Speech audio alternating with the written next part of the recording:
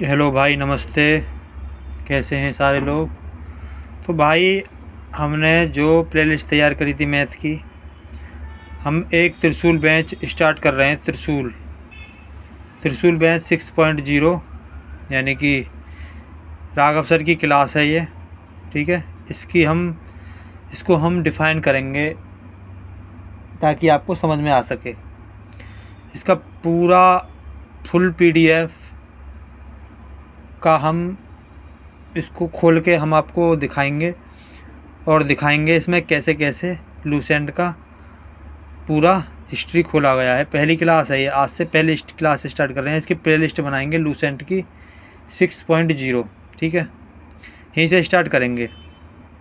History की यदि हम बात करते हैं, हिस्ट्री को किसने लिखा है? हेरोडोटस ने हिस्ट्री को लिखा है। ठीक है, ये जनक माने जाते हैं हिस्ट्री के।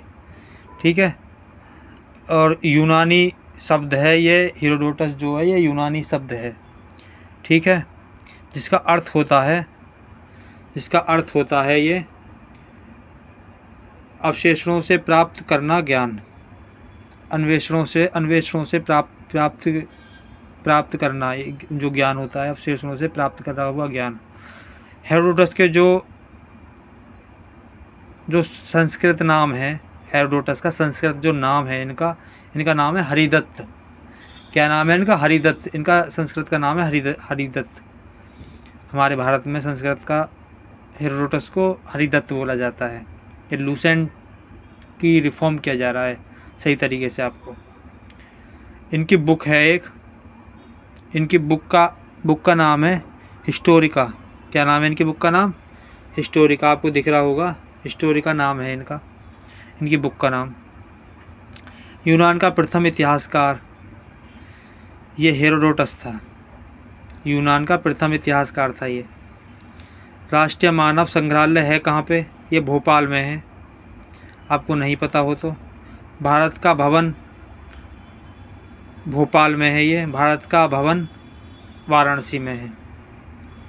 ठीक है, भारत भवन तो भोपाल में है, राष्ट्रीय मानव संग्रहालय भोपाल में है, भारत कला भवन वाराणसी में है ये। ठीक है, ये राघव सर की प्लेलिस्ट की हम तैयार करेंगे लूसेंट की, तो उस पर आप डेली पीडीएफ को हम रिफॉर्म किया करेंगे, रिफॉर्म। ठीक है भाई। भारतीय पुरातत्व सर्वेक्षण 1861 में, यानी कि जो भारत में जो पुराने जो तत्व मिले हैं, पुराने इतिहास में जो पुराने मिले हैं, पुराने तत्व जो मिले हैं, उनका ये वो है। इनके जनक कौन माने जाते हैं? इनके जनक माने जाते हैं भाई साहब अलेक्जेंडर कनिंघम माने जाते हैं। अलेक्जेंडर कनिंघम इनके जनक माने जाते हैं। ठीक है, 1861 में ये खोजी गई थी चीज़ें। अब महापुरुषों के नाम देख लेते हैं एक बार। महापुरुषों के नाम यहाँ से करते हैं स्टार्ट, ताकि आपको अच्छे से क्लियरिटी आएगी समझ में। इन चीज़ों पे आप गौर दीजिए। और क्या है, हमारे चैनल को सब्सक्राइब कर दीजिए। हम आपको वो चीज़ें करवाएंगे जो आपकी तैयारी के लिए बहुत इम्पोर्टेंट है, बहुत महत्वपूर्ण है। उनसे हम आपको रूबरू कराएंगे, और जो भी छोटी छोटी समस्याएं हैं उनको हम दूर करने की कोशिश करेंगे। ठीक है,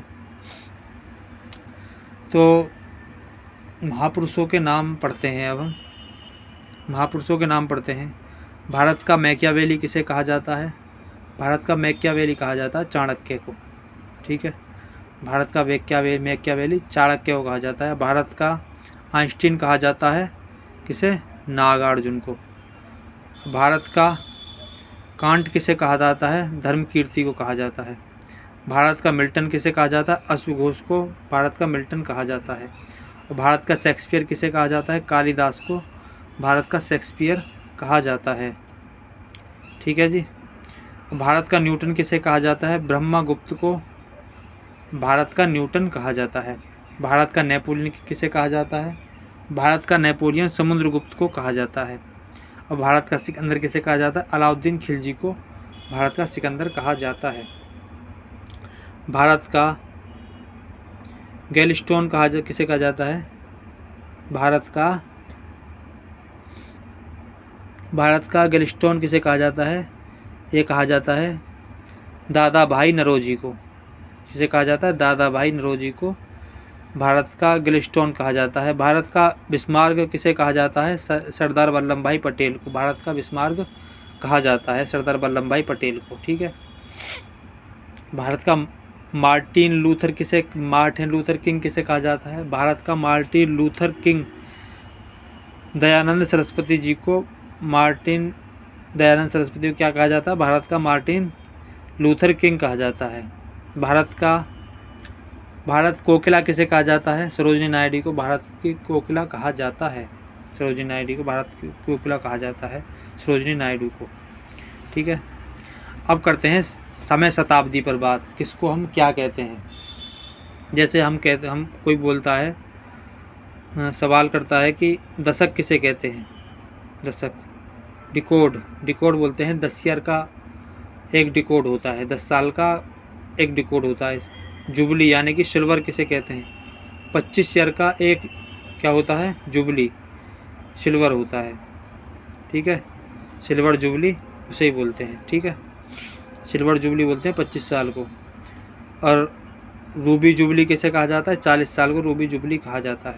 गोल्डन जुबली किसे कहा जाता है? 50 साल को गोल्डन जुबली 50 साल को कहा जाता है, गोल्डन जुबली। ठीक है। 50 साल को गोल्डन जुबली कहा जाता है। और डायमंड जुबली कहा जाता है 60 साल को। ठीक है।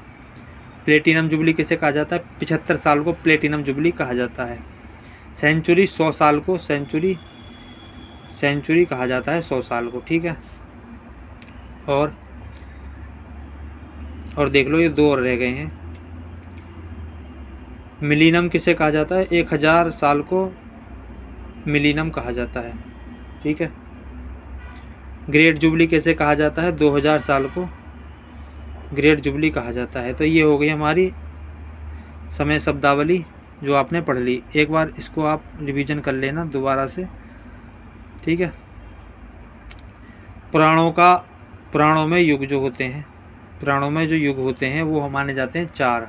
कौन कौन से माने जाते हैं? सतयुग, त्रेता, द्वापर और कलयुग। अब कहेंगे 5वां क्यों नहीं, छठा क्यों नहीं? भाई ये 4 होते हैं। ये 4 के बाद एक बोलता है 4 युगों का घूमता रहता है। ये जो होता है युग, ये चारों युग घूमते रहते हैं। यानी कि कलयुग खत्म होने के बाद फिर यहाँ से स्टार्ट होगा सतयुग, फिर त्रेता, फिर द्वापर, फिर कलयुग, ऐसे होता है। ठीक है। इसमें विष्णु जी के 10 अवतार माने जाते हैं। कितने अवतार माने जाते हैं? 10 अवतार माने जाते हैं। सतयुग को हम कृतवी कहते हैं। सतयुग का दूसरा नाम कृतवी है। सतयुग में भगवान विष्णु के कितने अवतार हुए थे? 4 अवतार हुए थे।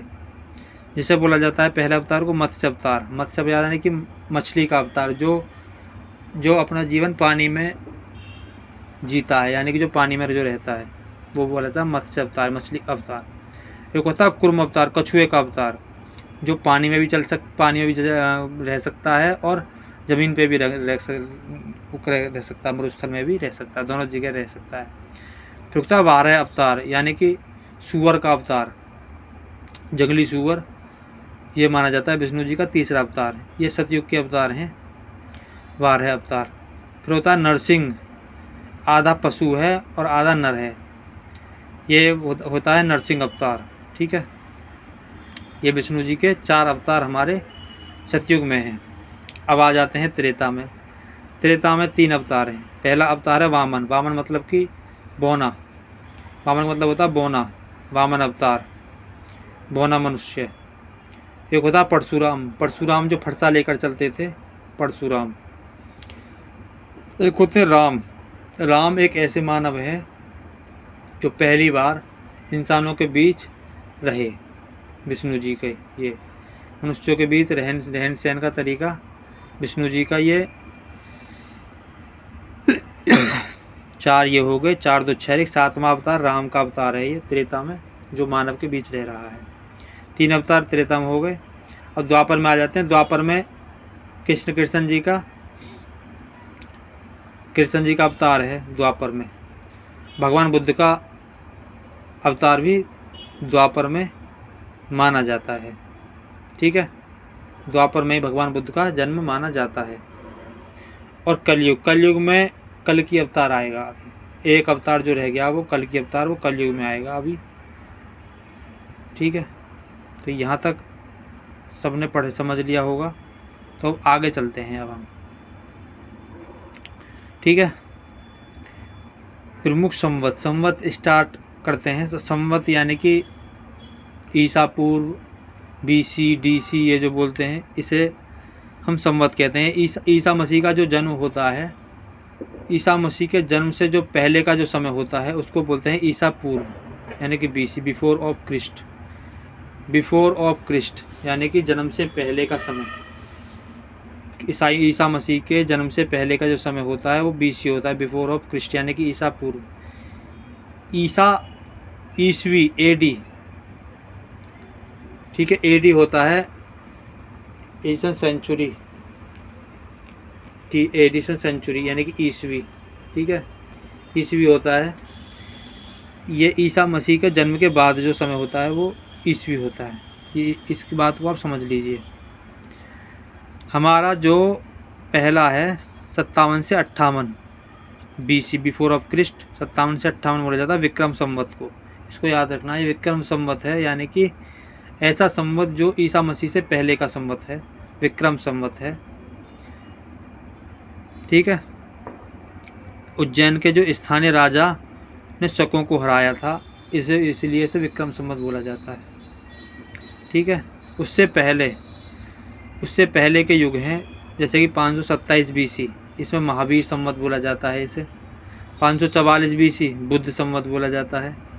2102 BC ये बोला जाता है कली संवत। ठीक है, और एक और देख लीजिए, 3076 BC ये होता है सप्तऋषि संवत। कश्मीर से प्रारंभ हुआ था ये सप्तऋषि संवत। ये यानी कि BC जो है, इसके अलावा 4 संवत और हैं, यानी कि 5 संवत हैं ईसा मसीह से पूर्व पहले के। अब ईसा मसीह के बाद के देख लेते हैं। एक उठा 78 ईस्वी, यानी कि ईसा मसीह के बाद 78 ईस्वी, जिसे शक संवत बोला जाता है। शकों ने कनिष्क का राज्यारोहण किया था। ठीक है, इसे राष्ट्र के प्रतीक माना जाता है शक संवत, इसका नाम शक संवत पड़ गया। एक होता है गुप्त संवत, यानी कि 319 ईस्वी, 319 ईस्वी में स्टार्ट हुआ था। इसे चंद्रगुप्त प्रथम का राज्यारोहण किया गया था, इसे गुप्त संवत कहते हैं। एक होता है हर्ष संवत, यानी कि 606 AD से स्टार्ट होता है ये। एक होता है 622 ईस्वी, यानी कि हिजरी संवत। यहाँ मुस्लिम धर्म के जो संस्थापक थे मोहम्मद साहब, मक्का से मदीना की यात्रा जो की थी इन्होंने, मोहम्मद साहब ने, हिजरी संवत 622 ईस्वी में चला है। मुस्लिम धर्म के संस्थापक जो थे। यहाँ तक कोई बात समझ में नहीं आई हो तो भाई कमेंट कर सकते हैं आप। ठीक है, विक्रम संवत को क्या बोला जाता है? मालव संवत भी कहा जाता है। उज्जैन के स्थानीय राजाओं ने शकों को हराया था, इसी वजह से इसका नाम ही हो गया विक्रम संवत। विक्रम संवत के नाम पर बहुत सारे नाटक बन चुके हैं, विक्रम के नाम पर, और बहुत सारे बन चुके हैं। 583 ईस्वी इलाही संवत बोला जाता है। इलाही संवत बोला जाता है अकबर का संवत, अकबर का संवत है ये, इलाही संवत बोला जाता है इसको। ठीक है भाई, यहाँ तक कोई समझ में नहीं आया हो तो आप भाई हमें कमेंट कर सकते हैं।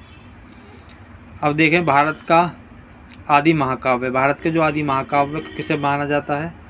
माना जाता है रामायण को, भारत का आदि महाकाव्य, जिसमें 7 कांड दिए गए हैं। ये संस्कृत में लिखी गई है। इसके लेखक महर्षि वाल्मीकि जी हैं। ठीक है, महर्षि वाल्मीकि जी को रामायण का लेखक माना जाता है। इसका फारसी में अनुवाद किसने किया था? फारसी भाषा में अनुवाद किया था अब्दुल कादिर बदायूनी जी ने करा था। इसका नाम क्या था? अब्दुल कादिर बदायूनी, अब्दुल कादिर बदायूनी ने इनका फारसी भाषा में अनुवाद किया था। और बांग्ला भाषा में अनुवाद किसने किया था? कीर्तिवास जी ने बांग्ला भाषा में इसका अनुवाद किया था रामायण का। और फर्स्ट अनुवाद तमिल में हुआ था, इसका अनुवाद जो किया था कवि कम्बन ने, कवि कम्बन। ठीक है, ये फर्स्ट अनुवाद किया था इन्होंने। इसमें 7 कांड हैं। ठीक है, और देख लीजिए, विश्व का सबसे बड़ा महाकाव्य किसे कहा जाता है? महाभारत को विश्व का सबसे बड़ा महाकाव्य कहा जाता है, जिसका दूसरा नाम जय संहिता भी है। क्या नाम है? ओल्ड नेम इसका जय संहिता। इसको पहले जय संहिता बोला जाता था। यहाँ तक बात समझ में नहीं आई हो तो भाई कमेंट करो। इसके जो ये लिखी किस में है? संस्कृत में लिखी गई है। संस्कृत में इसके लेखक वेद व्यास जी हैं। फारसी नाम इसका क्या है? फारसी नाम इसका नाम है भाई साहब, इसका फारसी नाम है रज्मनामा। क्या नाम है इसका? रज्मनामा इसका फारसी नाम है। ये दिख रहा है आपको, रज्मनामा इसका फारसी नाम है। ठीक है, महाभारत का अनुवाद तमिल में किसने क्या करा है? महाभारत का तमिल में अनुवाद किया है हमारे पेरुंदर देव नार ने जी ने हमारा तमिल का महाभारत का अनुवाद किया है तमिल में। और फारसी में किसने किया है? अब्दुल कादिर बदायूनी जी ने फारसी में अनुवाद किया है इसका। अलाउद्दीन तुसरतजी शाह ने बांग्ला भाषा में महाभारत का अनुवाद किया है। ठीक है, ये इसके अनुवाद करता हैं। ये सब जितने भी ये लोग हैं इन भाषाओं में इन्होंने अनुवाद किया है, ये वाले इनके राइटर हैं जो इन्होंने लिखा है इस भाषा में, अपनी भाषा में। ठीक है, सबसे पहले वेद व्यास जी ने लिखी है ये, उसके बाद इन्होंने अनुवाद करे हैं। ठीक है, और अब देख लेते हैं हम प्रमुख व्यक्ति और उनके गुरु। प्रमुख व्यक्ति और उनके गुरु देख लेते हैं। जैसे चंद्रगुप्त मौर्य के गुरु किसे माना जाता है? चाणक्य जी को। दूसरे सिकंदर के गुरु कौन है? अरस्तु। और अरस्तु के गुरु कौन है? प्लूटो। और प्लूटो के गुरु कौन है? सुकरात। महात्मा गांधी और मोहम्मद अली जिन्ना के गुरु कौन है? गोपाल कृष्ण गोखले। और गोपाल कृष्ण गोखले के गुरु कौन है? MG रनाडे। ठीक है, और कबीरदास जी और रैदास जी दोनों के गुरु कौन है? रामानंद जी। ठीक है, और सूरदास जी के गुरु कौन है? वल्लभाचार्य। ठीक है, और 10वें पे आ जाते हैं। रामानंद जी के गुरु कौन है? राघवानंदन। क्या नाम है? राघवानंदन, रामानंद जी के गुरु। दयानंद सरस्वती के गुरु का क्या नाम है? ब्रजानंद। ठीक है, ब्रजानंद। रामानंद जी के गुरु का नाम है ब्रजानंद। तुलसीदास जी के गुरु का नाम है बाबा नरहरि। तुलसीदास जी के गुरु का नाम है बाबा नरहरि। और SC बोस का मतलब क्या होता है? सुभाष चंद्र बोस के गुरु का क्या नाम है? चित्तरंजन दास। क्या नाम है? चित्तरंजन दास। AU ह्यूम के गुरु का नाम क्या है? MG रनाडे। ठीक है, और RN टैगोर, रविंद्रनाथ टैगोर के गुरु का नाम क्या नाम है? बंकिम चंद्र चटर्जी। शिवाजी के गुरु का क्या नाम है?